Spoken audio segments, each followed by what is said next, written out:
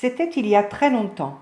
Nous sommes dans les années 10-15 après Jésus-Christ à Tarse, ville du sud de l'Asie mineure, actuelle Turquie, en Cilicie, près de la Méditerranée. Cette ville de grande importance est sous domination romaine. Tarse est prospère, riche, au carrefour de grandes routes commerciales. On y travaille le textile, les parfums, les aromates. C'est là que vit la famille de Paul. Mais qui est Paul? Quand il naît à Tarse, ses parents l'appellent Saul, en souvenir d'un homme important de la tribu de Benjamin, à laquelle appartient sa famille. Son père et sa mère sont des juifs, marchands de textile. Son père est même un pharisien fervent.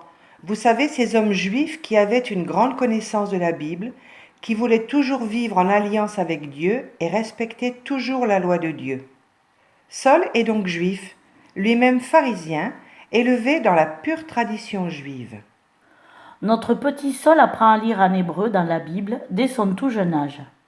Il parle le latin comme tous les citoyens romains de l'époque. Avec son père, il apprend par cœur des textes de la Torah, les livres de la Bible, la parole de Dieu. Il découvre aussi le calcul, le dessin, le grec et aussi le sport. Il apprend même à nager. Saul grandit. Il est aussi marqué par les valeurs de l'éducation grecque. Les Grecs pensent qu'il faut élever son âme. Pour cela, il faut chercher la connaissance et la sagesse. Ainsi, on peut savoir le vrai et le bien. Pour qu'il continue ses études, son père l'envoie à Jérusalem, une ville qu'il aimera beaucoup. Dans les années 26-36, sous le règne de Pilate, Jérusalem est une ville agitée. De nombreux groupes appellent à la révolte contre Rome. Parmi les Juifs, certains ont cru en la résurrection du Christ. D'autres, comme Saul, fidèles à la loi, attendent le Messie. Ces derniers ne vont pas accepter les discours des amis du Christ et vont se mettre à les pourchasser et les persécuter.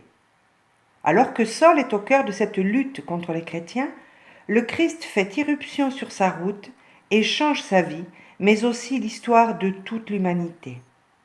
En effet, alors qu'il est sur le chemin vers la ville de Damas, Paul vit une expérience exceptionnelle de rencontre avec Jésus ressuscité. Il affirme dans une de ses lettres avoir vu le Seigneur, avoir été le dernier témoin de sa résurrection. Les paroles mêmes de Jésus, « Saul, Saul, pourquoi me persécutes-tu » lui font prendre conscience qu'il ne persécute pas seulement un groupe de chrétiens, mais aussi le Christ lui-même. À partir de ce moment, Paul accepte la mission que le Christ lui a confiée, le faire connaître au plus grand nombre.